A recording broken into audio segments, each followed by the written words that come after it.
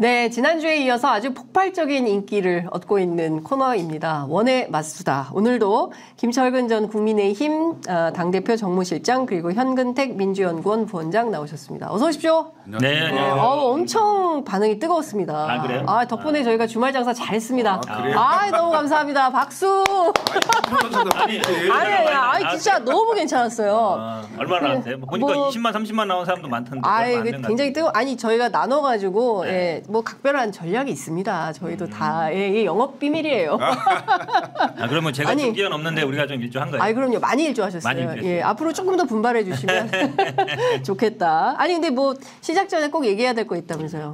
지난주에 제가 나왔을 때 이준석 신당 얘기하면서 대구에서는 민주당이 큰 변수가 아니다라는 얘기를 했잖아요. 사실은 이제 국민의힘 내부 싸움이다라는 취지로 얘기한 건데 사실은 근데 대구라든지 경북에서 우리 민주당 활동하시는 분들이 굉장히 어려운 역할을 하고 있거든요. 그렇죠. 근데 이제 변수가 아니다라는 말이 굉장히 어찌 보면 좀 중요하지 않다 이런 의미로 이제 좀 받아들인 것 같아서 좀 항의도 있었어요. 일단 죄송하다는 말씀드리고요. 그러니까 대구 경북 특히 대구에서 우리 민주당은 뭐 당선된 분들도 있습니다. 실제로 있었고 뭐 있기 때문에 그리고 또 경북에서도 활동하는 분들이 있어서 힘내시라 저도 열심히 응원하겠습니다. 네. 뭐 미리 하실 말씀 있으세요? 어디 뭐 근데 그 펜코에 뭐 사실을 얘기했는데도 강의를 받으셨어요. 아니 근데 이제 굳이 얘기할 필요 없는 얘기죠. 예를 들어서 국민의힘에서 오히려 이렇게 얘기하면 낫죠. 국민의힘이랑 이제 신당이 분열하면 민주당이 오히려 득을 볼 수 있다. 이렇게 얘기하는 거예요. 그 구도는 득을 볼 수 있는데 그러니까. 대구 경북에서는 그것도 쉽지 않으니까 사실대로 얘기했을 건데 보수가 분열되면 용기를 주는 차원에서 제가 듣도록 하겠습니다. 그리고 지난주에 왜 펜코 얘기했잖아요. 했더니 펜코 올라온다 했잖아요. 내가 올라간다 했잖아. 근데 그 올라간다는 얘기까지 올라왔더라고요. 오늘도 이거 올라갈 겁니다. 거기에 댓글이 쫙 달렸어. 거기서 왜 뭐 이준석 막 이런 얘기 했잖아요. 그런 분들이 거기 보니까 뭐 누가 신고했냐 막 이렇게 더 많더라고. 야, 정말 복동희님께서 세 분 케미 너무 좋아요. 저도 그렇게 생각합니다. 진짜 케미가 좋은 것 같고요. 저는 진짜 일주일에 한 번씩 하고 나중에 이제 이분들 다 출마하실 거거든요. 저희가 지역구로 갑니다. 두 분 지역구 가서 저희가 어떻게 의정 활동을 하려고 하는지 또 꼼꼼히 검증을 합니다. 여하튼 골통님께서 구독자님들 일단 좋아요부터 눌러주세요 하셨는데요. 일단 지금 처음 오신 분들 구독하기부터 눌러주시면 좋을 것 같습니다. 자, 김기현 대표 이뉴한 위원장이 아침에 만났습니다. 성과가 있다고 보십니까? 결과 어떻게 보셨어요? 김철근 위원장. 일단 뭐 왜 만났을까요? 그러니까요. 갑자기. 그 영남 중진 그 다선 의원들 험지 출마론 그다음에 용태론 이런 얘기가 나오니까 대표에 거치는 대표가 알아서 한다 이렇게 얘기하고 맞아요. 아니 용산에 소식이 왔는데 소신껏 하라 했다 이렇게 했더니 이게 지금 이제 김기현 대표가 사실상 이제 버티기에 들어가는 거잖아요. 그러니까 제가 알기로는 그 김기현 대표가 여기저기 상당히 많은 그 연락들을 많이 하고 본인이 좀 더 해야 되겠다 이런 그 생각을 많이 강하게 갖고 있는 것 같아요. 그래서 일단 그 당대표와 혁신위 관계가 계속 갈등 구조로 보이는 게 결국 지도부가 혁신 대상으로 몰릴 가능성밖에 없잖아요. 그래서 이뉴한 위원장을 만나서 뭔가 화합하는 그림 그리고 혁신위가 하는 내용을 지도부가 좀 잘 받아주겠다 뭐 이런 취지의 얘기만 나왔는데 사실은 그냥 만난 그 자체의 그림으로도 김기현 대표는 상당히 득을 보는 수 있는 거죠. 그렇지만 그게 며칠이나 가겠습니까? 왜냐하면 중요한 건 민심을 얻는 거거든요. 국민의힘 지도부가 강서구청장 보궐선거 대표 이후에 원인이 어디 있고 책임이 누구한테 있는지 그걸 정확히 밝히고 그것을 요구해야 되잖아요. 대한민국 국민은 다 아는데 국민의힘 지도부만 몰라요. 용산만 모르고 있는 것 같아. 책임자 알잖아요. 그러니까요. 윤석열 대통령 아닙니까? 맞아요. 국정운영 기조 변화하라고 얘기해야죠. 안 하잖아요. 혁신위도 안 해. 혁신위도 그 얘기하는 것은 월권이라고 이렇게 얘기하고 있잖아요. 그래서 한계가 명확한 지점이다. 그래서 당 지도부도 혁신위도 사실상 혁신을 마감하는 오늘 두 분의 회담이었다. 이렇게 생각합니다. 혁신을 마감하는 회담이었다. 예. 근데 지금 그 얘기를 대입해서 보니까 한 1분 정도 오픈했었거든요. 전부 비공개로 전환을 했는데 김기현 대표가 이뇨한 위원장한테 힘드시죠? 지금까지 잘하고 계십니다. 했거든요. 자기한테 한 얘기인가? 아니, 제가 보기에는 이뇨한 위원장이 뭐라 그랬냐면 아 살아 있습니다. 완전히 거꾸로서 완전히 바꾼 거 아닌가. 그만큼 김기현 대표가 지금 코너에 몰려 있죠. 왜냐하면 지금 예시한 것처럼 보통은 혁신위 하면은 혁신위원장이 당대표한테 만나달라. 그러면 왜 만나달라면 우리가 알린 뭐 혁신안 같은 거 저를 좀 반영해 주십시오. 이 모양이거든요. 원래 혁신위원장 임명권이 당대표한테 있단 말이죠. 맞아요. 예. 근데 오늘 만남은 김 대표가 먼저 요청했어요. 맞아요. 만나달라. 기다리고 있었어요. 미리 그러니까 당대표가 혁신위원장은 부르면 돼요. 그냥 만나달라 하지 않고. 아니면 전화로 해도 돼요. 아니면 그냥 기자들 얘기 없이 그냥 언제 오세요 해서 하면 되거든요. 굳이 공개로 요청해서 만나고 얘기하는 것보다 말씀하신 것처럼 힘드시죠. 누가 힘든지 모르겠는데 근데 이게 딜레마 상황이 뭐냐면 금철근 위원장 말씀처럼 혁신위가 어쨌든 이뇨한 위원장이 윤심이 나한테 있다. 어쨌든 이제 배경이 나한테 있다. 뭐 위 맞을래, 매 맞고 맞을래. 그러니까. 매라는 게 어찌 보면 이제 윤심이라는 거 아니에요. 공산의 뜻이라는 건데 이게 딜레마죠. 왜냐하면 김철근 위원장도 그랬잖아요. 문제는 윤석열 대통령한테 있어요. 근데 그 사람의 힘을 얻은 사람이 지금 혁신이라는 걸 하려고 해요. 근데 그 혁신의 내용은 중진이라는 이 사람 몰아내는 거예요. 거기에 1번 타자가 김기현 대표고 김기현 대표를 몰아내는 게 역할인 거잖아요. 그러니까 이뇨한 위원장 입장에서는 당신 빨리 나가라고 하는 사람이 거기 앉아 있는 거잖아요. 딱 모양을 보면 김기현 대표가 굉장히 위축돼 있어요. 모양이. 왜냐하면 자기가 어찌 보면 결단을 해야 되는 입장이잖아요. 근데 아이러니하게 뭐 우리 다 뭐 정치평론하는 사람 얘기하다시피 김기현 대표를 만들어준 게 누구예요? 대통령이잖아요. 그러니까 5등 하던 사람 3% 하던 사람은 만들었잖아요. 근데 이제 거기 인심을 얻은 사람이 와서 당신 물러나 이러고 있으니까 김기현 대표 입장에서는 사실 이러지도 못하고 저러지도 못하죠. 물론 뭐 김기현 대표도 뭐 대통령 끌어들이지 마세요 하고 당대표실에도 뭐 그런 일 없다 하지만 아닌 건 다 알잖아요. 그러니까 김기현 대표가 지금 굉장히 이제 이러지도 못하고 저러지도 못하는 상황이죠. 그 골통님께서 김철근 실장님 지금 발언하시는 거 보니까 공천장 날아갔네. 내일 선거를 만약에 한다. 그런데 국민의힘에서 공천을 주겠다. 그럼 받아서 나가면 100% 지는데 고민이 좀 되겠네요. 오히려 제가 고민하겠습니다. 준다고 해도 받을지 말지. 제가 고민할 대상이지 당 지도부에서 공천 주면 감사합니다고 받을 저뿐이 아니고 서울 시내는 지난번 총선 때보다 더 어렵습니다. 그걸 반증하는 게 뭐냐면 강서구청장 보궐선거가 10월 11일 날 했었잖아요. 그게 딱 총선 6개월 전인데 17.15% 졌어요. 근데 투표율이 48.5%입니다.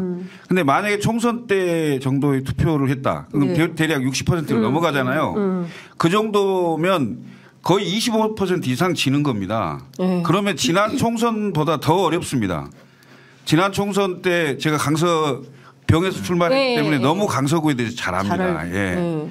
지난 총선 때 평균이 18% 정도 졌거든요. 그런데 한 25% 정도 진다고 보면 지난번 서울 시내 49개 중에 국민의힘의 전신인 미래통합당이 8석이었습니다. 8석이었는데 내일 당장 선거한다. 더 어렵습니다. 그러면 지금 말씀 주신 대로 김철근 실장님 말고 서울에 있는 다른 지역위원장들이나 이런 분들도 이거 뭐 절감하고 계실 거 아닙니까? 그렇죠. 왜냐하면 이게 지금 결국은 여당이라 하면 대통령의 국정운영의 평가하고 심판이에요. 야당은 문제제기 할 수 있습니다. 잘못됐다. 그리고 바꿔라고 막 할 수 있는 거예요. 근데 여당은 보십시오. 우리가 1년 6개월 동안 그리고 총선 때 되면 2년 정도 되는 거잖아요. 2년 동안 우리가 경제도 이렇게 잘 살렸고 일자리 이렇게 많이 했고 외교 안보 이렇게 다 잘하지 않았습니까? 그러니까 대통령한테 집권당에게 힘을 좀 실어주십시오. 이렇게 얘기해야 되잖아요. 얘기할 게 있어야죠. 아니 어차피 이준석 대표 공천장 받고 나갈 거 아니에요? 아 어차피 이준석 대표 이준석이 공천장 받고 나갈 거니까 상관없어요. 아니 근데 좀 이게 궁금한데 지금 김기현 대표하고 장제원 의원 막 버티고 있지 않습니까? 막 산악회 동원해가지고 주호영 의원도 그렇고. 근데 언제까지 버틸 수 있을까요? 저는 개인적으로는 장제원 의원 예전에 무소속도 한번 받아봤었고 이번에 그러니까 뭐 4,000명 동원한 것도 있지만 그 이제 교회에 가서 얘기한 게 나는 권력자한테 권력자가 뭐라 하든 생각 안 씁니다. 이 권력자가 누구겠어요? 대통령이잖아요. 그러니까 완전히 이제 나는 내 길을 가겠다라고 한 거예요. 아, 내 길 선언. 독립선언을 한 거죠. 독립선언. 아니, 사실은 장제원 의원이 윤석열 대통령하고 가까워진 지 얼마 안 됐어요. 엊그제 이제 장모 구속 사건 처음 문제 제기한 사람이 장제원 의원이에요. 옛날 인사청문회 할 때 아이고 이렇게 지금 뭐 거리를 활보하고 있습니다. 범죄자가 막 제기했단 말이죠. 그때만 해도 얼마 안 됐어요. 그게 인사청문회 할 때니까 그때만 해도 완전 각 세우다가 사실은 그 법사위 하면서 가까워진 거잖아요. 끝나고 나서 이제 가까워지면서 이제 핵관이 된 건데 얼마 됐어요? 얼마 안 됐잖아요. 난 지난 대선 때 그러니까 대선 때 장제원 의원이 제 대학 동기예요. 아 그래요? 아 그러네 중앙대. 그리고 우리 집사람하고는 과동기예요. 아 진짜요? 알겠네 그럼. 너무 잘 알겠다. 저는 장제원 의원의 20대를 잘 알고 있습니다. 아니 그래서 빨리 얘기하세요. 그때 그 이제 대통령 선거 기간 중에 사실 물어봤어요 한번 기회가 있어서. 아니 당신 방금 얘기한 대로 검찰총장 후보자 인사청문회 때 엄청 세게 비판하고 하지 않았느냐. 근데 어떻게 가까워졌어? 내가 물어봤거든요. 소주 아니야? 그런데 그 청문회 끝난 이후에 한번 따로 자리를 했대요. 그래서 이제 뭐 그 자리에서 많은 대화가 오갔고 상당히 신뢰할 수 있는 상황이 됐다. 뭐 이렇게 설명을 하던데요. 뭐 크게 납득은 잘 안 됐습니다. 아니 근데 오늘 기자들 사이에 밭글 형태로 막 돌아다니잖아요. 정보지가. 근데 느닷없이 장제원 의원의 그 가족 얘기가 나오기 시작했습니다. 그거는 충분히 예상될 수 있는 거죠. 소위 말하는 우리가 캐비넷. 그러니까 캐비넷. 결국은 지금 뭐 인현 위원장도 그렇고 말은 안 하지만 뭐 다음 주에 뭐 큰 게 있다 아니면 뭔가 얘기 우리 다 알잖아요. 어떻게 그동안 해왔는지 뭔가 쳐내야 되는데 쳐낼 명분이 지금 없으면 그럼 이제 예를 들어 캐비넷 여는 거예요? 그렇죠. 캐비넷이라는 게 단순히 검찰 캐비넷만 있는 게 아니에요. 장제원 의원은 사학이잖아요. 사학이라 그러면 사학이라는 건 정말 털면 끝이 없거든요. 세금 문제, 채용 문제, 무슨 공사 문제 나오기 시작하면 못 버텨요. 근데 예를 들어 검찰, 국세청, 무슨 뭐 교육청 이런 데서 다 만약에 하기 시작하면 버티기 쉽지 않죠. 근데 이렇게까지 그 얘기를 좀 잘 봐야 돼요. 장제원 의원이 그 간증 형태로 얘기했을 때 교회 할 말을 하고 산다 이 얘기를 했어요. 권력자에 대해서 할 말을 하고 산다. 전 눈치 보지 않습니다. 이 얘기를 했단 말이에요. 그리고 장제원 의원이 대통령 선거 때 상황실장 했고 그다음에 선거 이후에 당선인 비서실장을 했어요. 그러면 대통령하고 비밀 공유를 상당히 많이 했다고 봐야 되겠죠. 그렇죠. 장제원도 캐비넷 갖고 있다. 저는 같다고 봐요. 장제원도 있다. 그러지 않겠어요? 정확히 알 수는 없으나 나는 있을 것이다. 그런 그 뉘앙스가 저는 느껴졌어요. 그러니까 장군, 멍군 뭐 이런. 아니 근데 비교가 안 돼요. 왜냐하면 장제원 의원이 갖고 있는 캐비넷을 해봐야 천공 얘기나 아니면 뭐 이런 얘기들일 텐데 아주 치명사가 아니란 말이에요. 권력이 없잖아요. 그걸 뭐 수사하거나 조사하거나 이런 권력이 없는데. 지금 뭐 돌아다닌다는 얘기처럼 사실은 사학이라든지 아니면 뭐 기업하거나 이런 분들이 국세청이나 만약에 검찰이나 뭐 공정이나 뭐 교육청에서 움직이기 시작하면 감당 못해요. 못 버틴다. 그런데 아마 제가 보기에는 장제원 의원도 만약에 그런 거로 해서 물러나면 완전히 이게 괜히 맞서는 척 했다가 아무것도 못하고 국물도 없는 거 아니에요. 한마디로 얘기하면. 뭘 챙겨주는 스타일은 아닌 것 같아요. 윤석열 대통령이 떠나는 사람한테 뭐 세게 특히 검찰 보면 뭐 소윤대윤 하면서 했던 뭐 누구죠? 윤대진 검사 경우도 그렇고 큰 틀에서 보면은 뭐 이렇게 헤어질 때는 말없이 그냥 바로 확 헤어지는 이런 캐릭터라서 장제원 의원한테 뭐가 있을지는 잘 모르겠다는 생각이 좀 드는데 그 다음 주에 뭐 파란이 있습니까? 그러니까 정치권 안에 막 떠도는 소문은 뭐 이준석 전 대표도 2주 안에 뭐 김기현 대표 물러날 수밖에 없고 한동훈 비대위가 온다. 뭐 이런 소문이 지금 파다한데. 근데 이제 저도 좀 취재를 쭉 해봤더니 다음 주로 예측이 됐으나 그 김기현 대표가 지금 굉장히 발빠르게 움직이면서 오늘 그 혁신위원장하고 만나고 회동을 하고요. 그러면서 약간 생명이 연장되는 듯한 분위기가 있어요. 아, 생명 연장. 일단 인유한으로 한번 딱 이게 그래서 제가 보기에는 뭐 다음 주 초 뭐 이렇게 당초 그것이 예상이 됐었죠. 왜냐하면 공반 사태까지 내걸고 그다음에 실제로 헌신해야 될 사람들 명단을 내고 공개하고 막 이런 정도의 그 파장이 큰 그런 것들이 나올 가능성이 있다고 예측을 했는데 그것을 김기현 대표 측에서 김기현 대표를 비롯한 지도부에서 상당히 많이 그 무마하는 작업을 했던 게 아닌가 이런 생각이 들어요. 근데 이제 대통령이 곧 들어오잖아요. 내일 오죠. 내일. 들어오는 상황이 되면 또 어떤 변화가 있을지는 모르겠습니다. 그렇지만 제가 보기에는 이런 하루하루의 그 변화들이 있긴 하지만 큰 틀에서는 결국 김기현 대표의 거치가 어느 정도 정리가 된 게 아닌가 이런 생각이 들고요. 그리고 결국은 그 다음 대안이 누구냐라고 했을 때 나오는 사람들이 결국 한동훈, 원희룡, 그다음에 김한길, 이런 분들의 얘기가 나오고 있는데요. 실제로 누구를 제일 시키고 싶겠습니까? 대통령 입장에서는. 가장 말 잘 듣는 사람이 필요하지 않겠어요? 그리고 자기 마음을 잘 알아서 미리 알아서 정리해주고 움직이고 이런 사람이면 더 좋겠죠. 그럴 줄 알고 김기현 대표 시켰는데. 김기현 대표는 일단 스타일이 너무 안 맞는 거구나.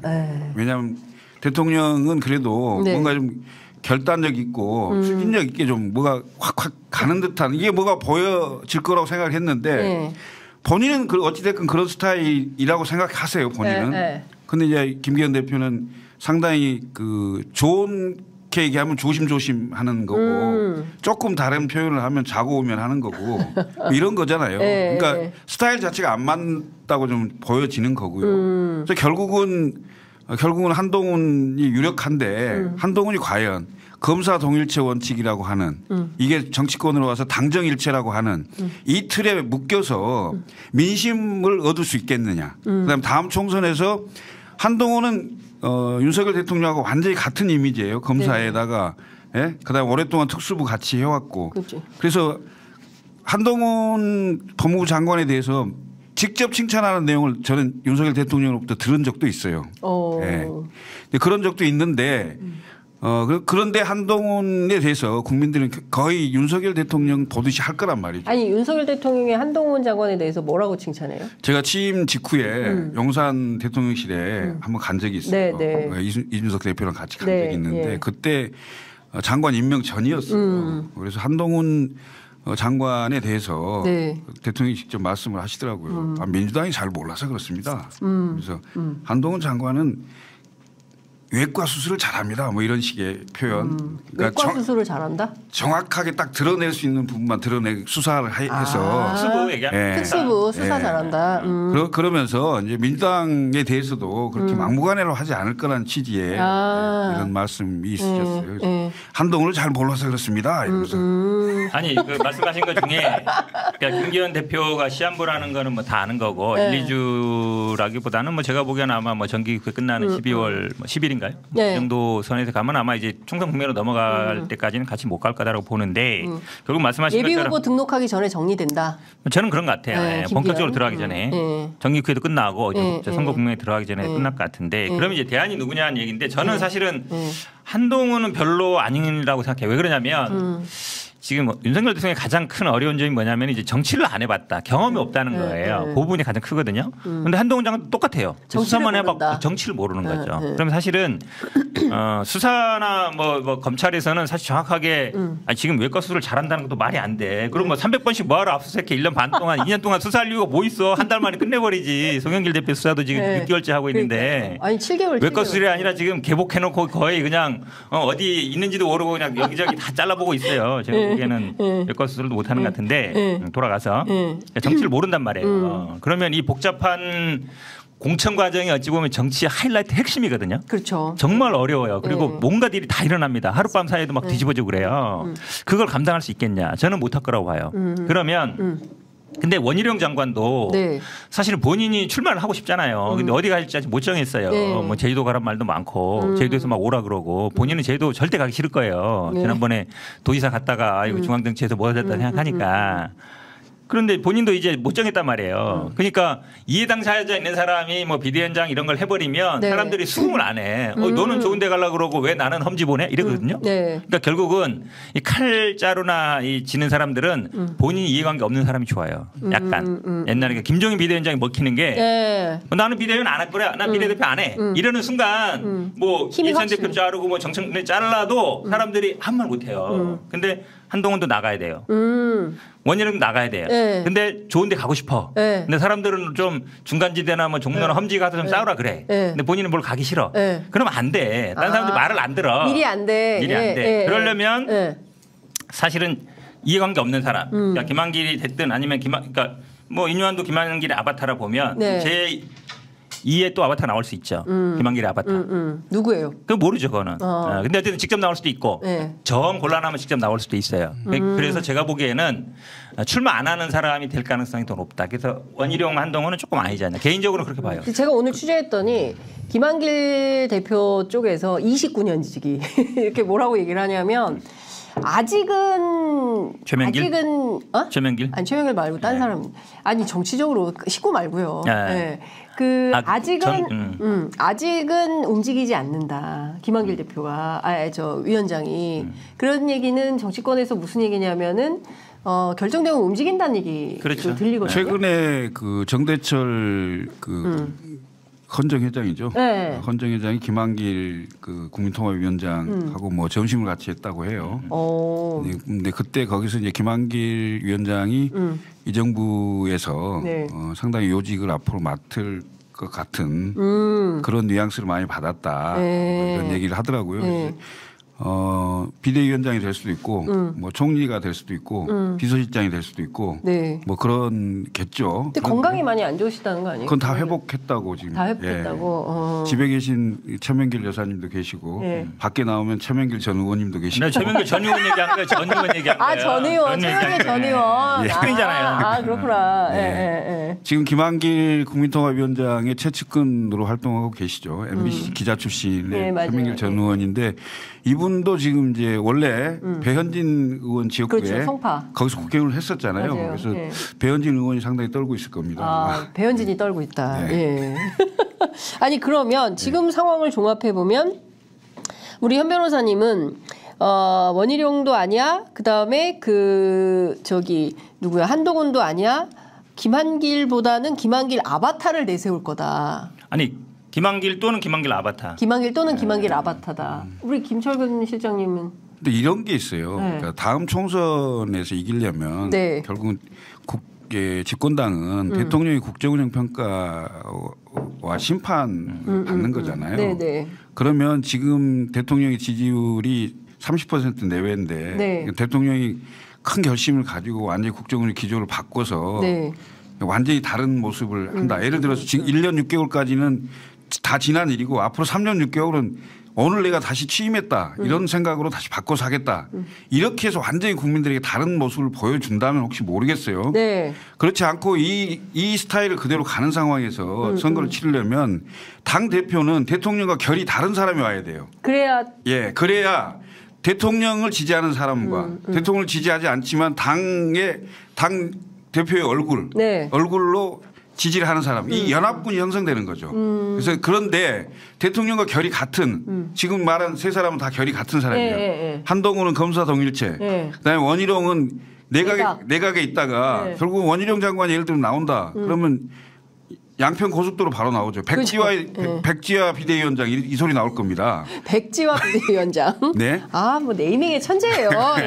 그러지 않겠어요? 그다음에 김한길 이제 그 국민통합위원장이 비대위로 나오면 민주당에서 당 대표를 지내셨던 분이잖아요. 그렇죠. 이제 이런 분이 그 시간이 좀 지나긴 했지만 만약에 비대위원장을 맡게 되면 그걸 과연 정통 보수를 하셨던 분들이 어떻게 생각하실지 그건 조금 의문이에요. 네. 그래서 제가 보기엔 결이 다른 사람이 와야 된다. 결이 다른 사람이 오면 그 순간 야당이 되는 건데요? 아니요. 국민의힘이? 아니 그러니까 이론적으로는 그게 맞는데 아니 그러니까 이런 경우가 있었잖아요. 무슨 이 경우 어떤 경우였냐면 MB 대통령이 임기 말에 당내 정적이었던 박근혜 의원을 당시에 비대위원장을 세워서 사실상 MB 대통령의 얼굴이 아닌 박근혜 비대위원장 미래 권력에 지지를 해달라고 해서 152석인가를 한 적이 있어요. 그게 2012년 총선입니다. 그런데 지금 윤석열 대통령이 임기 1년 6개월, 총선 때문에 되면 거의 한 2년 정도밖에 안 되는 상황에 3년이 남아있어요, 임기가. 그런 상황인데도 불구하고 지금 임기 초반부터 30% 내외에서 머무르고 박스권에 갇혀 있는데 이걸로는 선거 못 치릅니다. 내일 선거하면 100석 이하라니까요. 그러니까. 네. 아니, 그러니까 그거는 이론적으로 맞단 말이에요. 근데 마치 이준석 비대위원장 시켜달라 이런 얘기로 들려. 전혀. 그러니까. 이준석 비대위원장. 아니 그 얘기잖아요. 한마디로 얘기하면 다른 색깔 시켜달라는 얘기인데 아니 지금 김기현 대표도 시켜놨더니 마음에 안 드는데 이준석 절대 시킬 일 없고 이준석 대표도 그랬잖아요. 대통령이 요구해도는 안 한다고. 그러니까 사실은 그건 한 군데 가서 가능성 없는 얘기고. 본인이 비대위원장하면 120석 한다. 아 그래요? 그럼 한다는 얘기네. 그러니까 어저께 라디오에서는 또 본인이 뭐 맡으면 120석. 약간 뭐야, 그러니까 사람들이 의심하는 거야. 신당 만든다고 하는데 뭐 비대위원장 정권 주는 비대위원장 하면 하려는 거 아니냐 그런 생각하는데 그러다면 이준석도 끝이죠. 결국 밀당하다가 들어가는 셈이 되는 거니까. 근데 이제 윤석열 스타일이 우리가 봐서 알잖아요. 절대로 그럴 뿐이 아니다. 직할 체제로 만들어도 시원시원한 판인데 결국은 지금 대선 때 다 도와줬던 뭐 윤핵관이라는 사람들 싹 밀어내고 그 자리에다가 이제 뭐 찐핵관이든 검핵관이든 밀어 넣으려는 거잖아요. 그건 다 알잖아요. 그렇죠. 지금 4호 안건에 예를 들어서 대통령 참모나 뭐 검사들 뭐 단독 공천이나 이거 안 하겠다라는 거를 빨리 하면 되는데 그거에 대해서 명확히 안 하고 있어요. 그렇죠. 그걸 이제 국민의힘 쪽 사람 다 요구하는 거 아니에요. 그럼 우리 이렇게 물러나면 거기다가 찐핵관, 검핵관 심는 거 아니다라고 선언해 달라고 하는데 그렇죠. 주저하고 있거든요. 못 하고 있죠. 원래는 해야 돼요. 맞다. 당신은 거 다른데 우리 지금 하태경 의원도 거기다 청년 해달라고 하고 있잖아요. 답이 없어요. 답이 없잖아요. 그래서 사실은 그 얘기를 해주면 다른 이런 사람도 물러난 명분이 되거든요. 근데 안 그러면 마치 우리 사람들이 정해져 줄 서 있으니까 자리를 비켜줘야 되는 셈이잖아요. 일단 당신들부터 비켜. 그래 비켜잖아요. 누가 올지 우리가 알아서 할게 이거잖아요. 근데 아니 거기서 3선, 4선, 5선 했던 의원들이 일단 비켜 그러면 네 알겠습니다. 이렇게 할 리가 없잖아요. 그렇죠. 당연히. 그러니까 안 되는 거죠. 잘. 그러니까 지금 상황에서 보면 참 진퇴양난의 상황이다 이렇게 볼 수 있을 것 같은데 그럼 두 분 공이 한동훈 장관은 100% 출마한다 내년에 진은정 배우자 김앤장 변호사 김건희 여사한테 찍히지 않겠냐라는 우려도 있는데 사진이 너무 비슷해 스타일이. 아니 근데 이게 보세요? 한동훈 장관이 기자들한테 사진을 안 뿌렸다 그러는데 이렇게 사진 행사를 할 때 기자들이 와서 사진 찍고 막 이러면 알잖아요. 그렇죠. 한 사람 집중해서 찍은 거잖아요. 포커스 맞춰가지고 한 사람만 찍는 게 아니라. 제가 딱 설명할게요. 그거는 진은정 변호사를 위한 사진. 위한 사진이에요. 포커스를 맞췄잖아요. 그러면 예를 들어서 내가 안 나가길 원하 이런 사람들이면 찍지 마세요. 그다음에 어디서 왔습니까? 물어보잖아요. 근데 다 다른 사람들은 예를 들어서 아무렇지도 않게 다 아는 것처럼 자기 일 하고 있고 이 사람만 포커스 딱 맞춰 찍잖아요. 그렇죠. 이거는 사진 A가 다 된 거예요. 이번에 사진 찍습니다. 다 그냥 일해 주세요. 우리 찍습니다. 한 사람만 찍는 게 아니잖아요. 여러 사람이 기자가 왔을 거 아니에요. 그러면 사진 찍는데 언론에 안 나갈 거라 생각하는 사람이 있어요? 그러니까요. 당연히 나가죠. 그리고 이 사진이 나갔을 때 어떤 반응이 올지 모르는 사람이 있어요? 그러니까 이거는 사진을 의도적으로 뿌리고 안 뿌리고 문제가 아니라 그 상황을 만든 거 자체가 의도성이 있는 거죠. 근데 그렇게 본다 그러면 당연히 이제 어쨌든 오픈한 거잖아요. 행사에 첫 등판입니다. 그렇죠. 그리고 본다 그러면 당연히 지난번에 왜 저 남부 그 예술의 전당 갔을 때 제가 뭐 간보러 갔다 이랬더니 막 뭐라 그러더라고. 아니 장관이 뭐하러 그렇게 가요. 그때 현안도 많았어요. 그러니까 거기 대중들 나오는데 그냥 가서 막 이렇게 막 셀카도 찍고 그런 사람 잘 없어요. 장관 물론 우리가 뭐 권위주의 사는 건 아니지만 그래도 대중들한테 그렇게 갑자기 쓱 나타나서 막 사진 찍고 이러지 않거든요. 아니 그럴 때 대체로 저 뭐 예전에 보면 저 오늘 그냥 개인적으로 온 거니까 좀 얘기 그렇죠. 안 하고 그냥 괜찮다고 하고 찍으시면 안 됩니다. 그렇죠. 그렇게 얘기하죠. 이렇게 하죠. 그러니까 이 타임에 왜 부인이 사진에 찍힙니까? 이 타임에 왜 부인이 정치는 타이밍이라고 하잖아요. 그러니까 이 시기에 한동훈 장관 부인의 그 사진이 언론에 나오니까 보니까 아 이거 뭐지?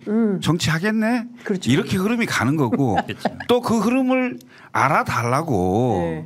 이런 기획을 한 거 아니겠습니까? 저는 기획 같아요. 기획이다. 네. 아니 민주당에서 뭐라 하니까 입장문까지 내셨더라고. 네. 그럴 필요 없어요. 입장문을 뭐 내요? 그냥 조용히 있으면 되지. 오늘 그 법조기자들한테 확인을 했더니 네. 한동훈 장관 개인 명의로 낸 첫 번째 입장문이에요. 개인 명의로 냈어요? 네, 개인 명의로. 그게 이제 예를 들면 네. 이제 통상적인 그 국무위원들 그다음에 네. 공직자 부인들이 가서 하는 봉사 활동이다. 오케이 봉사 활동인지 알아요. 네. 근데 지금까지 봉사 활동을 쭉 해왔는데 네. 왜 이 타임에 사진이 찍혀서 그게 나가냐고요. 그 얘기하는 겁니다. 네. 그래서 결국은 네. 정치를 할 마음을 거의 굳힌 게 아닌가 이렇게 해석할 수밖에 없다. 정무 감각은 제로예요. 왜냐하면 민주당이 뭐라고 했을 때 그냥 네. 가만히 있으면 돼요. 네. 보통 정무감이 있는 사람들은 네. 조용히 하고 그냥 넘어가면서 네. 어찌 보면 즐기면 돼 그냥. 네. 근데 이분은 이제 검사하고 그동안 계속 민주당이 반박하기 때문에 네. 민주당이 뭐라고 한마디 하면 꼭 반박을 해야 돼. 반박을 한 거 보니까 사진 우리가 뿌린 거 아니에요. 근데 그 얘기 듣고 사진 안 뿌렸구나. 아니 누가 뿌렸다 했어? 그러니까 대머리. 한동훈은 대머리다님이 꼴값. 왜 저기 그 부인 얘기 든 거 보니까 왕뚜껑 이거 들고 있어서 사람들이 왕뚜껑 들고 있어서 이거 네. 막 머리 위에 왕뚜껑 막 씌워놓고 이랬더라고. 아니 근데 기묘한 타이밍인 게 오늘 또 TV조선에서 단독 보도가 나왔습니다. 한동훈 장관이 사실상 내년 총선 등판할 것 같다. 왜냐? 후임 법무부 장관 인사 검증이 진행 중이다. 이런 보도가 나왔습니다. 그러니까 사실상 국민의힘에 12월에 입당해가지고 내년 총선 출마한다. 어디로 갈까요? 글쎄요. 지금 한동훈 장관이 민주당에서 탄핵한다고 했을 때 네. 땡큐 탄핵시켜주세요. 맞아요. 민주당으로부터 탄압받는 인상 그러니까 그 이미지를 가지고 정치를 시작하려고 했겠죠. 근데 민주당이 그걸 이제 알고 탄핵을 안 하는 상황이 된 건데 결국 시점상으로 보면 거의 12월쯤이면 움직일 걸로 보입니다. 보이는데 몇 가지 선택지가 있겠죠. 정치를 하겠다 하면 지금 뭐 국회의원 한두 번 하려고 정치하려고 하지는 않을 거 아닙니까? 그렇죠. 그럼 뭔가 이 정부에 황태자급으로 대우를 받았던 사람이잖아요. 그런데 그러려면 결국 그 지도자로서의 리더십이 좀 검증이 돼야 되겠죠. 그러려면 수도권에 험지라고 판단되는 곳에 그래 저 정도에 가서 이겨오면 뭐 경쟁력이 있네. 이럴 만한 곳을 가야 됩니다. 나는 그렇죠. 그렇게 생각합니다. 예를 들면 서울의 노도강 지역이라든가 금감구 지역구라든가 뭐 여기 은평 강서 많습니다. 이런 데에 와서 경쟁력을 한번 시험 받아봐야 된다 이렇게 생각을 하고요. 일각에서는 무슨 뭐 전국 선거를 지휘하기 위해서 비례로 가야 된다 이렇게 얘기하는데 선거법 협상이 아직 안 끝났습니다만 정말 웃기는 상황이 생길 수도 있어요. 연동형으로 그대로 굳어진다면 위성 정당에 가서 비례를 받아야 되는 웃지 못할 상황이 생길 수도 있습니다. 그래서 저는 수도권의 험지 중에 한 군데를 골라서 경쟁력을 입증하는 게 좋고 그다음에 그 정치를 하실 거면 지금처럼 민주당을 상대하는 정치가 아니고 국민과 함께하는 정치를 해야 된다 이렇게 생각을 합니다. 어디로 가야 된다고 보세요? 아니 노도강 가면 가서 죽으란 얘긴데 가서 죽고 정치 인생 마감해라 얘기하는데 아니 이준석 대표 안철수 대표가 노원에 나가서 공천 받고 가서 떨어지면 된다라고 얘기했는데 똑같은 얘기 아니에요? 거기 가서 죽으란 얘기잖아요 지금.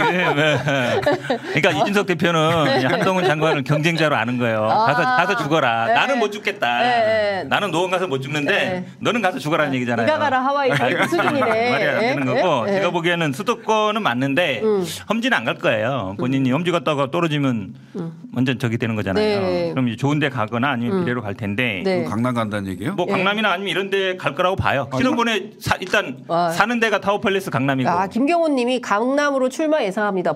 벌써 딱 쓰셨어요. 왜냐면 강남 서초 갈 거면 그 비례 받는 거 같은 건데. 아니 비례밖에 아까 얘기처럼 어떻게 모르니까 어쨌든 나 타워밸리 사는데 거기가 강남병인가요? 잘 모르겠네. 강남 모르겠습니다. 거기 살고 있으니까 나 사는데 갈래 이럴 수도 있고. 어쨌든 안전빵으로 갈 걸로 보여요. 그리고 그렇게 해야 또 이제 또 뭐 내가 또 수도권 선거를 이끌겠다 뭐 이런 것도 됐고 가장 중요한 건 이제 험지 가서 될 가능성이 없기 때문에 안 간다. 안 간다. 알겠습니다. 제가 관련해서 좀 여쭤보고 싶은 게 있는데요. 이준석 신당에 대해서 국민의힘 내부 취재를 해보면 약간 헛방이다. 창당 준비가 거의 안 돼 있고 비례정당은 할 수 있겠지만 예컨대 뭐 대구가 됐든 뭐 호남 지역이 됐든 수도권이 됐든 실제로 지역에서 출마를 할 수 있는 정당은 어려울 거다. 이런 얘기가 나오는데 어떻게 보세요? 글쎄 이제 그분이 어떤 분인지는 잘 모르겠는데. 네. 혁신위 관계자입니다. 예. 제가 보기엔 정당 실무에 그렇게 박지 않은 분 같아요. 정당을 제가 여의도 정치 30년 있었는데요. 와, 오래되시네요. 여러 정당에도 있어 봤고요. 네. 자랑할 일은 아닙니다만 정당도 만들어 봤고 했기 때문에 과거 방식으로 정당을 만들면 시간과 돈과 조직과 이런 얘기를 할 겁니다. 근데 지금 세상이 완전히 바뀌었습니다. 네. 바뀌어서 SNS로 거의 모든 걸 할 수 있는 상황이 됐어요. 그래서 정당법에 입각해서 보면 우선 5개 시도당 이상을 만들어야 되잖아요. 그리고 1,000명 이상의 발기인이 필요해요. 그래서 대략 5,000명 이상의 명단이 있으면 정당을 만들 수가 있습니다. 한마디로 말하면 조정훈 의원도 만들고요. 용해인 의원도 정당 만드는데 정당 만드는 게 뭐 어렵겠습니까? 이 방송에서 처음 제가 얘기합니다만 이번 주에 구글 폼에 이준석 대표와 함께 할 분들을 아마 구글 폼으로 당원 모집합니까? 모실 겁니다. 그래서 그 개인정보를 좀 요청을 하시면 이준석 대표 행동을 같이 하실 분들 거기에 적어주시면 되겠습니다. 사실상 뭐 당원 모집하는 거네요. 네. 그런 거래요? 지난번에 사실 재건축조합에서 그 회원들 받아서 하려 했는데 그 선거법 때문에 그래서 된 거라서 그 사실 여기도 뭐 그냥 하면 되죠 전국적으로. 그런데 사실은 이제 이런 문제는 있어요. 그러니까 말씀처럼 지금 당장은 뭐 지역구 출마자들 없겠죠. 근데 지금 어쨌든 영남 뭐 반 이상 잘라내고 하면 그분들이 어디 가겠어요. 무소속 가든지 신당 갈 텐데 무소속은 제약이 많습니다. 선거를 할 때 보시면 알겠지만 뭐 여러 가지 걸리는 게 많아요. 당이 있는 게 낫거든요. 그러면 만약에 거기서 한 영남 65구 지금 65개 중에 60석 되겠죠.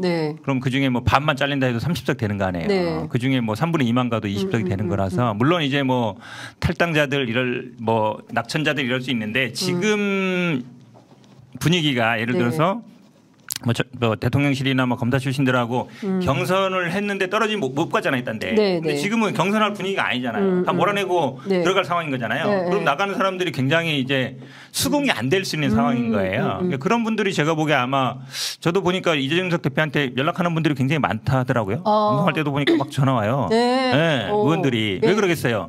양다리 걸쳐놔야 돼. 어떻게 될지 모르니까. 여기 아니 이쪽에서 공천 보장되는 사람이 지금 없어. 영남권 의원들 중에 대부분. 그러면 여차하면 넘어갈 수 있어야 되는데 다 넘어가야 되네. 넘어가야 되니까 그럼 만나야 되거든요. 이준석 대표는 평소에도 그 의원들하고는 수시로 전화 통화해요. 제가 봐도 왜냐하면 당 대표 했으니까 뭐 비서실장도 있고 다 안단 말이죠. 그러니까 굳이 밖에서 만날 필요도 없어요. 전화로 하면 되고 오히려 제가 보기에 전화 아마 빗발치기 올 거예요. 양다리 걸쳐놔야 되니까. 완전 김철근 위원장한테도 올 거예요 아마. 전화 많이 와요? 제가 잘 얘기해달라고. 정무실장 있잖아요. 그러니까 전화 많이 오죠. 연락 많이 오죠. 그냥 오죠. 불안하니까 어디 될지 모르잖아요. 저희가. 그러니까 국민의힘 현역들이 벌써 움직이네요. 국민의힘 현역뿐은 아니고요. 민주당의 비명계도 그렇고요. 민주당 비명계. 왜냐하면 지금 이제 이른바 정치의 계절이 온 거죠. 정치의 계절이 왔는데 지난 방송 때 히트쳤잖아요. 의원들의 마음은 자기 재선에 있다. 나라와 국가와 다는 다음 나중 문제고 내가 다시 국회의원 되는 게 문제다. 나동설. 그 얘기 했잖아요. 그러니까 그게 그분들의 본심이에요. 맞아요. 그렇기 때문에 여러 상황들을 다 계속 점검하고 뭐 그럴 겁니다. 그리고 이제 사실 제도권 정당에서 예를 들면 이제 이념이나 가치나 이런 것들이 글쎄요, 엄청나게 차이가 나는 게 아니에요, 사실상. 맞아요. 그런 지점들을 보면 본인이 활동할 수 있는 공간을 찾겠죠, 당연히. 그러니까 그 현역 의원들 생각을 해보세요. 누가 전화 온지 모르지만 본인들이 부글부글 하고 싶은 말이 정말 많을 거 아니에요. 근데 언론에 대고 못해. 장대현처럼 용기 있는 사람 아니면 아무도 말 못한단 말이에요. 누구한테 하겠어요? 이준석 대표한테 하는 거야. 전화해가지고 이런 일이 있습니다. 지금 이렇게 돌아가는데. 당했는데 나 진짜 억울하다. 이런 상황이다. 좀 얘기해달라. 얘기해달라. 그러니까 자꾸 비대위원 뭐 다음에 간다, 다음 주에 간다 이런 얘기 나오는 게 네. 민정대표 가만히 안 있어도 다 와서 그런 얘기 할 거 아니에요. 지금 이런 상황이다. 그러면 선제적으로 그렇게 얘기해주면 오히려 본인들한테도 고마운 거예요. 자기 얘기를 해주는 거잖아요. 그렇죠. 대신 스피커로 활용이 되는 거니까 뭐 그럴 수 있죠. 자, 그러면 다음 주부터 당원 모집을 하면 본격적인 당원 모집의 뭐 표현은 아니고요. 네. 행동을 같이 하실 분. 그러니까 잠재적 당원, 잠재적 장래 당원, 뭐라 그래야 돼요? 당원 예비자, 행동단, 행동 조직, 이준석 대표와 정치적 행동을 같이 하실 분. 정치적 행동을 같이 하실 분. 아니, 당원 예비자, 예비당원. 그건 이제 아직 결심을 안 했기 때문에 당원이라는 표현을 쓰면 그건 좀 법에 걸리죠. 법에 문제가 당이 없으니까. 예, 알겠습니다. 예. 자, 그러면.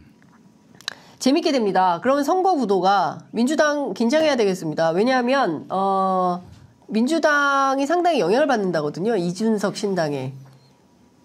아니 우리 만들면 좋다니까. 아 그래요? 대구에서 3자구도 하면 해보자고. 이준석 대표가 대구에서 한 3자구 대구를 전장으로 만들고 싶어 하잖아요. 그러니까 그때도 얘기했지만 그래서 이재명도 와라, 뭐 이재정도 와라, 조홍천도 와라 하는데 어쨌든 대구에 이 판을 만들고 싶은 거예요.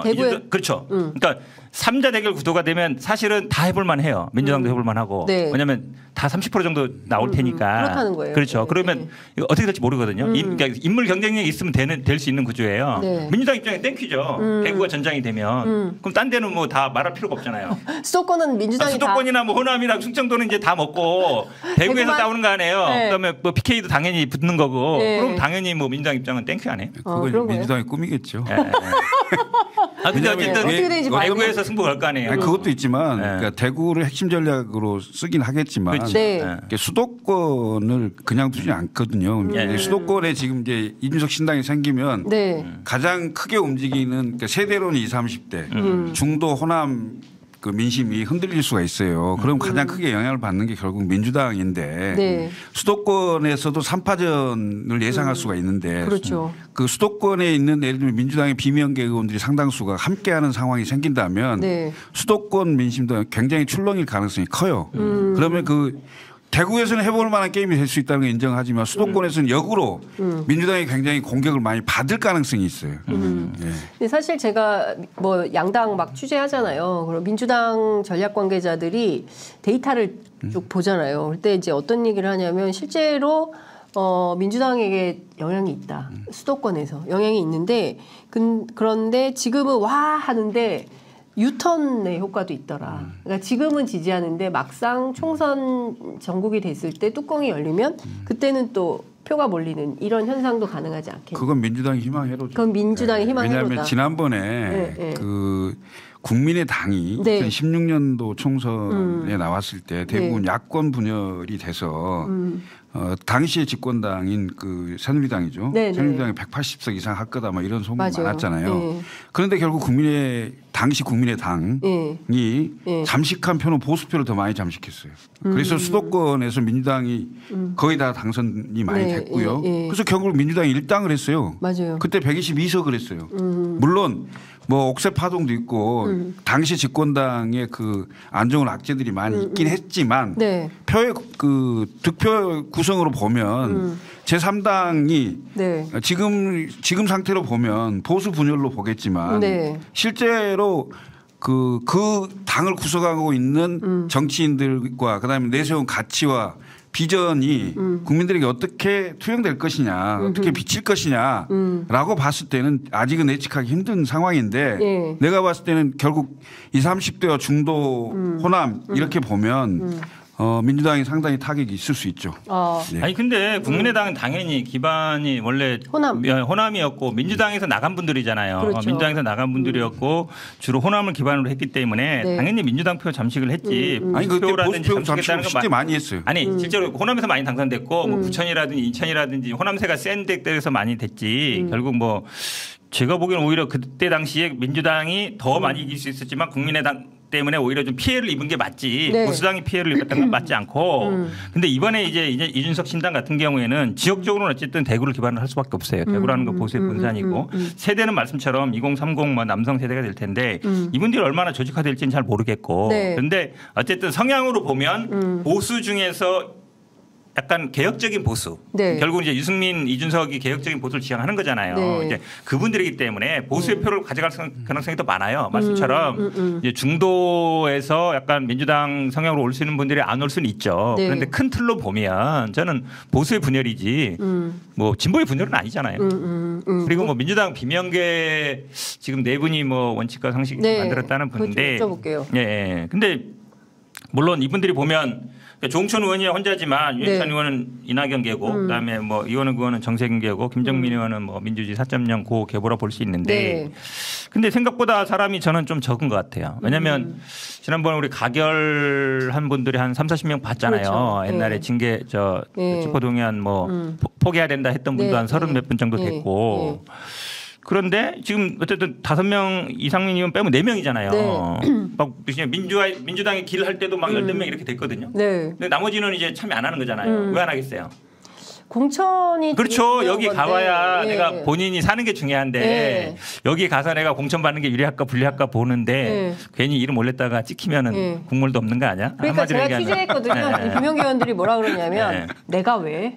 그러니까. 네버. 네. 왜냐하면 안 껴. 뭐 이런 여기 얘기. 끼는 순간 네. 그렇지 않아도 지금 수박으로 몰리고 뭐 가결한 거 아니냐 막 이렇게 색출하고 있었는데 아예 하지 맙시다 해놨는데 이름 올리는 순간 네. 너 맞네 너 네. 가결했지 네. 바로 찍히는 거잖아요. 네. 그러니까 할 리가 없어요. 그러니까 네. 더 늘어나기가 쉽지 않아요. 네. 물론 이분들의 희망은 더 왔으면 좋겠죠. 근데 제가 보기에 뭐 이 상태로 그냥 그치면 우리 당 의원이 지금 뭐 170분 가까이 되는데 별로 뭐 영향이 없어요. 근데 그럼 원칙과 상식은 이준석 신당으로 갑니까? 그렇게 지금 현재 단정적으로 네. 말하기 네. 그렇고요. 네. 내가 네. 보기에는 민주당에 이제 한 네. 비명계라고 할 수 있는 분들이 방금 얘기한 대로 한 40-50명 정도 네. 될 겁니다. 네. 그런데 이제 내가 보기에는 각 계보의 대표 선수들이 모여서 우선 만든 걸로 보여져요. 그래서 그냥 이분들이 개인적인 의견만 가지고 온 건 아닐 겁니다. 아닐 거라고 보고 왜냐하면 의원 예를 들면 40-50명이 전체가 예를 들면 연명을 했거나 이런 상황이 됐다. 그러면 민주당이 난리가 나는 판이에요. 그렇죠. 예. 예, 완전히 쪼개지는 신호탄으로 바로 읽히기 때문에 그렇게 하지는 않으면서 실제로 민주당 내부 변화를 촉구하는 상황이 될 건데 민주당 내부 변화가 그렇게 쉽게 되겠냐 이거죠. 내가 보기에는 민주당도 마찬가지로 네. 이재명 대표의 리더십이나 그립감이 굉장히 강해지는 상황이에요. 공천이 가까워질수록 그리고 이른바 사법 리스크가 또 다른 이제 재판 리스크가 네. 좀 커지는 상황이 될수록 이재명 대표의 그립감은 커질 거거든요. 네. 그냥 그런 상황이 되면 결국은 네. 공천이 임박해 가는데 본인이 공천 받을 가능성은 점점 떨어지고 지금 예를 들면 외부 기관이긴 하지만 여론조사가 지역별로 막 돌아요. 네. 그래갖고 막 공표가 돼요. 근데 민주당의 현역 의원들이 별로 좋게 나오질 않아요. 이런 저런 상황들이 다 만들어지고 있는 건데 네. 1차 분수령이 될 수 있는 게 12월 11일입니다. 네. 그게 이제 예비후보 등록일이 되는데 예비후보 등록일이 되면 비명계 지역에 친명계 누가 예비후보를 등록해서 하는지가 이제 명확해지겠죠. 네. 예? 그런 상황이 돼요. 그리고 이제 공직 후보자 사퇴 시한이 90일 아닙니까? 그렇죠. 그로부터 이제 한 달 뒤인데 한 1월 10일께 되면 거의 윤곽이 나온다고 봅니다. 그러면 현역 의원들이 지금도 그래요. 다른 사람은 다 몰라도 나는 공천 받는다. 그렇죠. 예. 그게 현역 의원들의 자신감에 근거 없는 자신감 그걸 갖고 있어요. 그렇기 때문에 절대 밖으로 이렇게 표출을 잘 안 하죠. 그런데 굉장히 부글부글하고 불안한 건 마찬가지다 이거죠. 그런데 이 달라진 점 이런 거예요. 예전에 예를 들어서 이재명 대표 체포동의안 가결할 거냐 부결할 거냐 막 이렇게 얘기 나올 때 네. 그때는 이 네 분뿐만 아니라 정말 많은 의원이나 이런 분들이 뭐 글도 올리고 방송 나가서 얘기도 하고 뭐 의견을 표명했거든요. 네. 이재명 대표도 뭐 정리해야 된다, 결단해야 된다, 뭐 12월 넘기면 안 된다, 온갖 얘기를 했잖아요. 맞아요. 근데 이분 네 분이 기자회견한 다음에 누가 얘기하는 사람 봤어요? 그러니까. 아무도 없잖아요. 호응을 안 한다는 얘기예요. 말씀처럼 각 뭐 개파에 어느 정도 뭐 대표성이 있는 분들은 맞는데 그러면 이분들이 과연 따라오겠느냐. 그게 중요한 거잖아요. 따라오겠느냐. 그렇죠. 근데 지금 호응하거나 옆에서 보조를 맞추면서 이걸 해주는 분이 아무도 없어요. 그 얘기 뭐냐면 여기 괜히 이름 올리거나 이 사람들하고 내가 가까운 어떤 계보다 아니면 이 사람 내가 올린 거다라고 얘기하는 순간 본인들이 불리하단 말이에요. 그러니까 공천 불이익을 받을 수 있다고 판단하기 때문에 여기 안 낀다라고 그렇죠. 이제 현 변호사님은 보는 거고 우리 김철근 실장님 같은 경우에는 이 사람들이 그냥 개별적으로 움직일 사람들이 아니고 다 개파에서 미션 받고 일단 넷이 모인 거고 이 흐름은 더 커질 수밖에 없다. 이제 이렇게. 그러니까 제가 알기로는 네. 예를 들면 그 지금 큰 계보 두 군데의 계보는 네. 이 모임 전에 이 네 분 모이기 전에 미리 만났다. 네, 한 일주일 전에 네. 어떤 계보는 한 20명 이상 어떤 계보는 한 10명 이상이 우리 앞으로 어떻게 할 거냐 이준석 신당하고는 어떻게 할 거냐 이런 논의가 있었던 걸로 저희가 알고 있습니다. 그래서 제가 내 사람이 그냥 내 사람이 아니다. 얘기고요. 그다음에 그 윤영찬 의원 같은 경우는 이낙연 전 총리하고도 뭔 교감이 있었다는 취지의 얘기를 언론에 얘기했잖아요. 네. 그러니까 그럼 이낙연 전 총리는 사실은 평생 민주당만 해오신 그러니까 분인데. 그게 제일 자랑스럽게 생각하는 분이라. 그러니까 평생 민주당만 하지는 않았어요. 그런가요? 2006년도에 그 작은 민주당 탈당해서 대통합 신당으로 갔다가 그렇게 한 거죠. 그러네. 아니 그러니까 머리끝에서 발끝까지 알고 있다. 아니, 그러니까 앞에서 전제를 뒀잖아요. 거기에 있는 이낙연 총리 같은 경우야 어쨌든 민주당에서 대선 후보로 뭔가 해보려는 분이고 유영찬 의원은 다음에 어쨌든 국회의원을 다시 하는 게 가장 중요한 일이잖아요. 네. 그러면 예를 들어서 말씀하신 것처럼 각 개파의 수장들이 왔다 그러면 개파에서 뭐 얘기는 할 수 있어요. 대표 선수를 한번 가서 해봐라라고 했을 때 근데 안 간 사람들의 마음이 당신이 가서 잘 되면 가고 안 되면 우리는 안 가고 이거지. 우리가 다 결의를 모았으니까 당신 대표로 해. 딱 이러면 이런 분위기 안 돼요. 우리가 지금 그전에 당에서 계속 얘기 나올 때 보면 아이고 뭐 지금 예를 들어서 이낙연계에서만 집단적으로 움직였다 그러면 유영찬 의원이 대표로 갔어. 그럼 당장 서른 의원이 방송 가서 이재명 대표 당장 물러나야지 왜 그렇게 있냐라고 당장 얘기할 거예요. 그다음에 김종민 의원이 민주주의 4.0 대표로 왔으면 뭐 홍영표 의원이나 전해철 의원이 당장 가서 언론이든 방송에서 아이고 뭐 이게 지금 대표 빨리 물러나야 되겠습니까 했는데 전해철 의원 보세요 지난번에 우리 이재명 대표하고 독대하고 왔습니다. 제가 뭐 이게 개딸들 잘하고 하시라고 얘기했습니다. 아니 비공개로 독대한 거를 차 한잔 마신 저도 기회 되면 차 한잔 마실 수 있어요. 근데 그거를 언론에 공개하셨더라고. 왜 그랬겠어요? 그러니까 물러나라고 공개한 게 아니에요. 나는 이 대표하고 소통하고 있다. 이거잖아요. 그렇죠. 완전히 결이 다른 거죠. 근데 우리가 얘기하는 순간 지금 속보가 하나 들어왔는데 인요한 혁신이가 대통령실 출신도 예외 없다. 모든 지역구 전략공천에서 배제해야 된다. 이런 입장을 밝혔습니다. 잘했네요. 잘한 겁니까? 잘한 거죠. 그러면 이인요한 혁신위의 결정에 따라서 앞으로 그러면 대통령실 출신들 그러니까 전부 경선을 원칙으로 한다. 근데 이 얘기는 대통령도 언젠가 아니 근데 이게 잘 들어야 되는 게요. 민주당도요. 전략공천은 10분의 1 정도 안 돼요. 단수공천이 제일 많아요. 경선 원칙이라 하는데 제일 많은 건 단수공천. 그다음에 경선. 전략공천은 10분의 1 될까 말까 해요. 얼마 안 돼. 그러니까 전략공천이 아니라 이렇게 얘기할 게 아니라 전부 다 경선한다. 이렇게 갔어야 돼. 무조건 경선.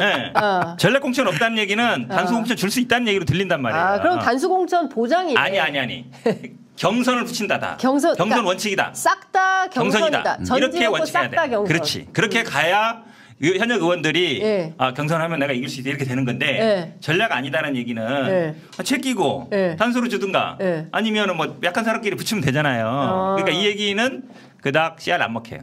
그렇죠. 당헌당규상 전략공천 20% 내외로 할 수 있도록 그러니까. 그러니까 전략공천이 아닌 경우에 그러니까 저희 당 같은 경우는 우선공천 뭐 이런 그렇지 우선공천 이런 게 있는데 그 다음에 우선공천도 있고 단수공천도 있고 그렇지. 뭐 여러 가지 뭐 다양한 그 문화는 청년 우대, 여성 우대 있고 여러 다양한 방식이 있는데 전략공천하지 않겠다는 것은 그 단어가 주는 그 센 의미만 있지 실제 실효는 없어요.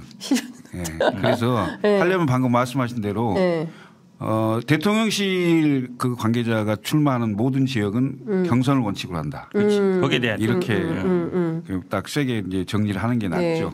그리고 그거보다요.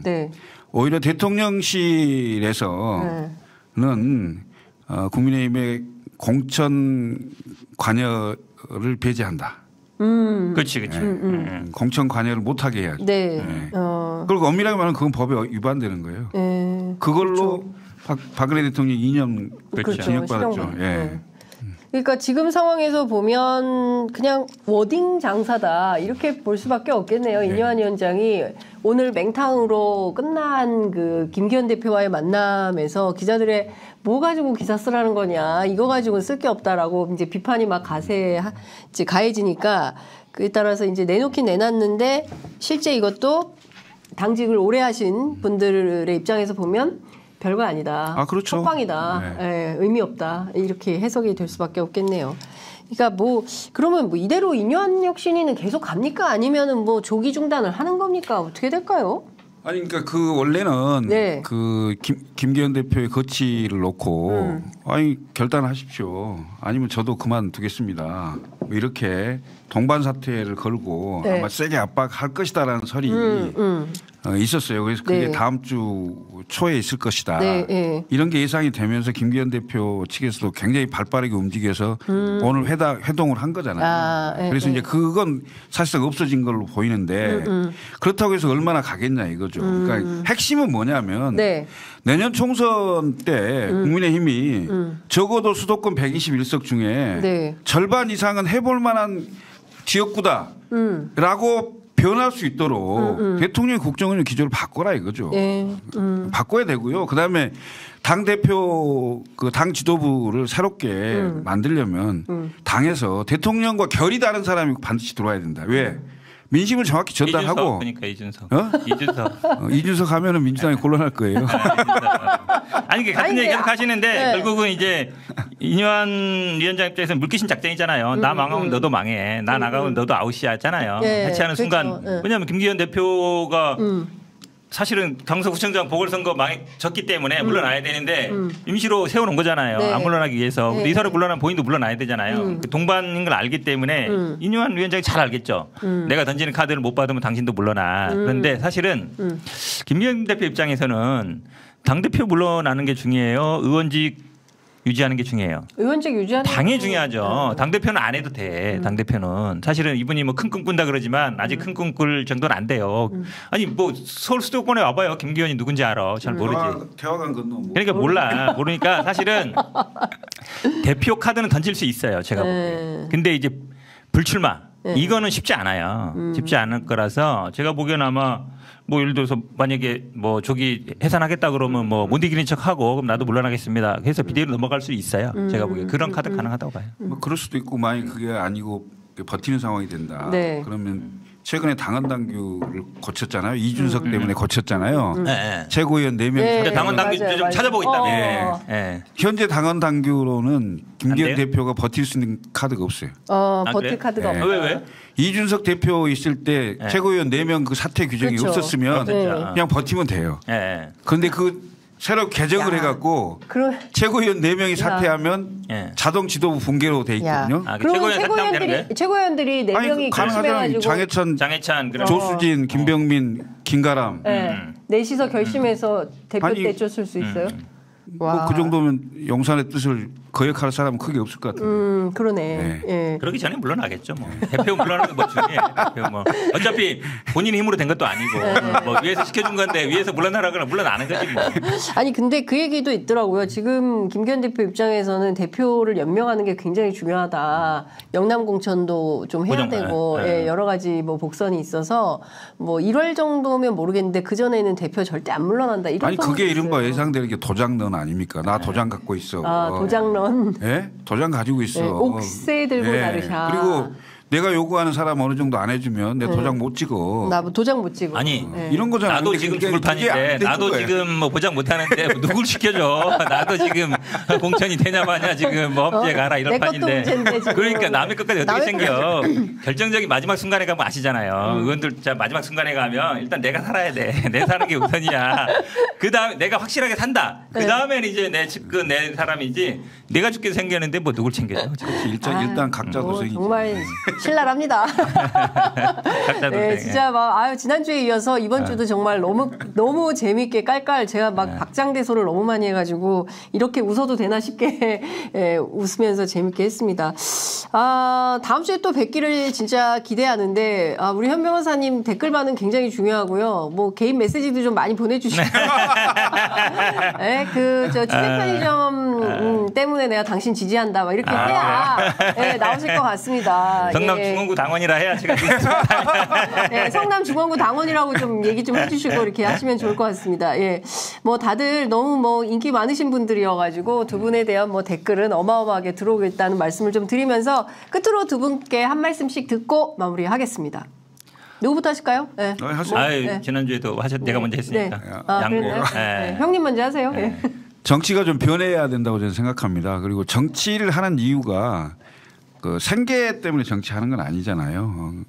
생계형보다는 소신과 대의를 가지고 세상을 바꾸는 일에 좀 정치가 복무했으면 좋겠다. 그리고 정치는 전쟁이 아닙니다. 근데 우리나라 정치는 양극단에 너무 치우쳐져서 총만 안 들었지 거의 전쟁 상태거든요. 그래서 정치가 경쟁하는 걸로 국민을 누가 더 행복하게 누가 더 경제를 잘 살게 이런 것을 가지고 경쟁하는 정치로 좀 바꿨으면 좋겠다. 그것을 우리 취재 편의점에서 할 수 있도록 그렇게 좀 이끌어 주십시오. 네. 결국은 한마디로 얘기하면 이제 정치 복원이에요. 21대 특히 이제 윤석열 정부 들어와서는 거의 뭐 수사 정치하지 않았냐 싶고 이제 아마 이제 22대 과제는 여간의 정치 복원. 저는 일본이 아마 뭐 대통령이 달려 있기도 하지만 결국은 이 극단이라 하는데 결국은 야당은 약간 당하는 입장이고 여당은 검찰을 통해서 하는데 아직도 끝나지는 않았습니다. 한동훈 얘기 계속 나오는 거 보면 좀 안타깝고 이제 검찰의 정치 시대는 갔다. 저는 22대를 통해서 아마 갈 걸로 봅니다. 국민들이 그렇게 요구하고 있고 이래서 그리고 지금 뭐 취재 편의점이 보니까 이제 여의도 재건축을 눌러서 15,000명이나 더 많더라고요. 이준석 대표가 사실은 분발해야 돼요. 지금 몇 달 안 되는데 그래서 아마 정치 복원이 가장 중요한 걸로 보고 거기에 아마 우리 지금 취재 편의점이나 우리 두 사람도 아마 역할을 할 것 같습니다. 역할을 해야 될 것 같고요. 예. 네. 자, 두 분 모두 국회에 입성하세요라고 하셨습니다. 두 분은 정말 상식적인 분들입니다. 근데 제 생각에도 이런 분들이 국회에 가면 정말 정치가 복원될 것 같고요. 제가 좀 걱정이에요. 국회 안에서 토크쇼하고. 네, 하여튼 정치의 정상화. 정치가 정말 정상적으로 복원되는 그날까지 저희 취재 편의점도 열심히 보도하겠습니다. 오늘 두 분 말씀 너무 잘 들었고요. 주말 잘 보내시고 다음 주 뵐게요. 조회수 한번 보고. 마치겠습니다. 감사합니다. 예, 고맙습니다. 예.